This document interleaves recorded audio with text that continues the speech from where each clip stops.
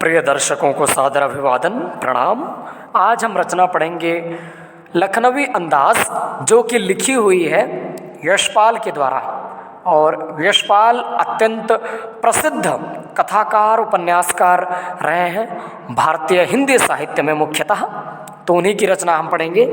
और सर्वप्रथम लखनवी अंदाज के विषय में कुछ पढ़ेंगे कि इसमें मुख्यतः क्या दर्शाने का प्रयास किया गया है इस कहानी में।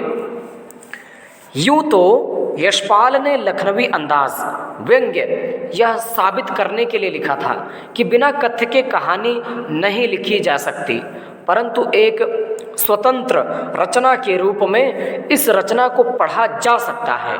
यशपाल उस पतनशील सामंती वर्ग पर कटाक्ष करते हैं जो वास्तविकता से बेखबर एक बनावटी जीवन शैली का आदी है।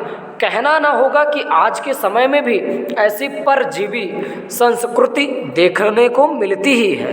सदैव हम कहीं ना कहीं देख सकते हैं ऐसी संस्कृति। अब रचना प्रारंभ होती है। लखनवी अंदाज। मुफस्सिल की पैसेंजर ट्रेन चल पड़ने की उतावली में फूंकार रही थी। आराम से सेकंड क्लास में जाने के लिए दाम अधिक लगते ही हैं। दूर तो जाना नहीं था।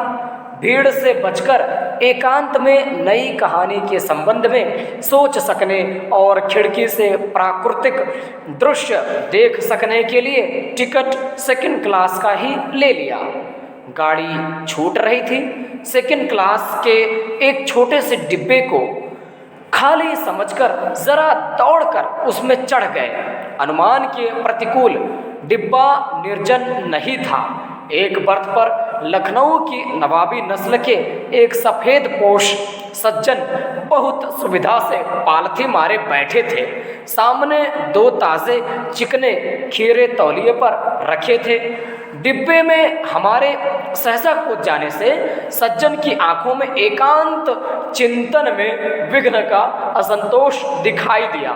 सोचा हो सकता है यह भी कहानी के लिए सूझ की चिंता में हो या खीरे जैसी अपदार्थ वस्तु का शौक करते देखे जाने के संकोच में हो।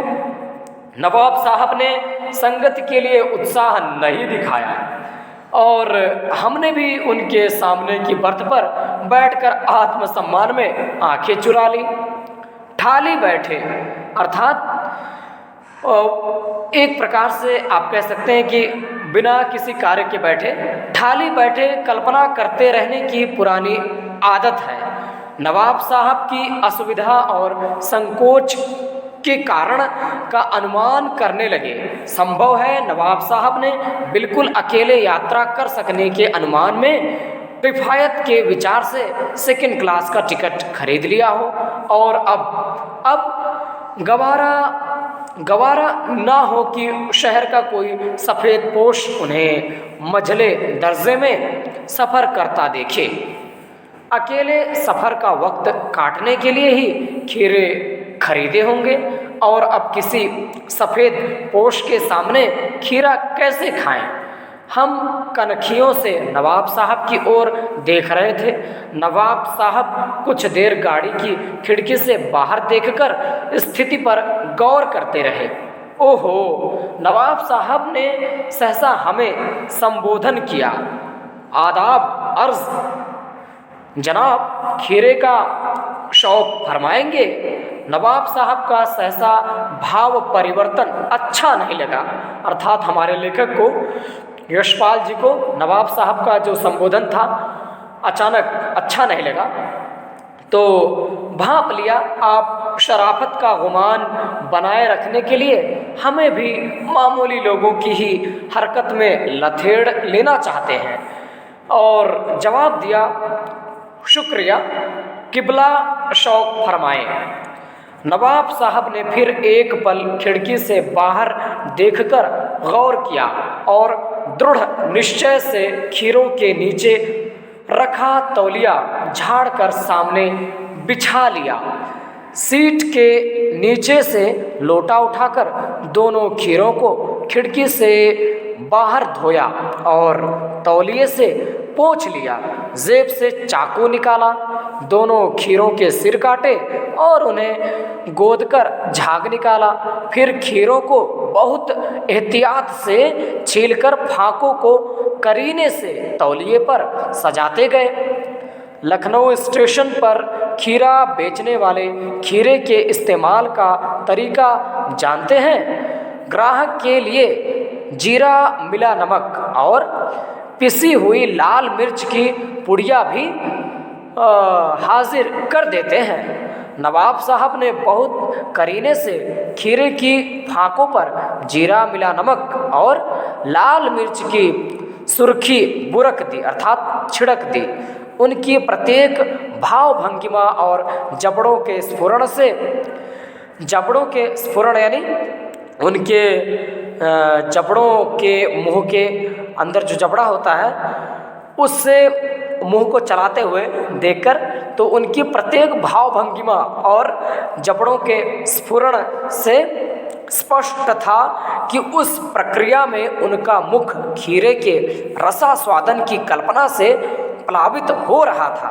हम कनखियों से देखकर सोच रहे थे मियाँ रईस बनते हैं, लेकिन लोगों की नज़रों से बच सकने के ख्याल में अपनी असलियत पर उतर आए हैं। नवाब साहब ने फिर एक बार हमारी ओर देख लिया। वल्लाह शौक कीजिए, लखनऊ का बालम खीरा है, जानते हैं कि नहीं? नमक मिर्च छिड़क दिए जाने से ताज़े खीरे की पनियाती फाके देखकर पानी मुंह में आ गया, और पानी मुंह में आ गया, ज़रूर आ गया, लेकिन इनकार कर चुके थे हम। आत्मसम्मान निभाना ही उचित समझा। उत्तर दिया, शुक्रिया, इस वक्त तलब महसूस नहीं हो रही। मैदा भी ज़रा कमज़ोर है, यानी पाचन शक्ति भी तनिक कमज़ोर है। किबला शौक फरमाएंगे। नवाब साहब ने सतृष्ण आँखों से नमक मिर्च के संयोग से चमकती खीरे की फाकों की ओर देखा। खिड़की के बाहर देखकर दीर्घ निश्वास लिया। खीरे की एक फाक उठाकर होठों तक ले गए। फाक को सूंघा, स्वाद के आनंद में पलकें मुद गईं। मुंह में भर आए पानी का घूंट गले से उतर गया। तब नवाब साहब ने फाक को खिड़की से बाहर छोड़ दिया। नवाब साहब खीरे की फाकों को नाक के पास ले जाकर वासना से रसास्वादन कर खिड़की के बाहर फेंकते गए।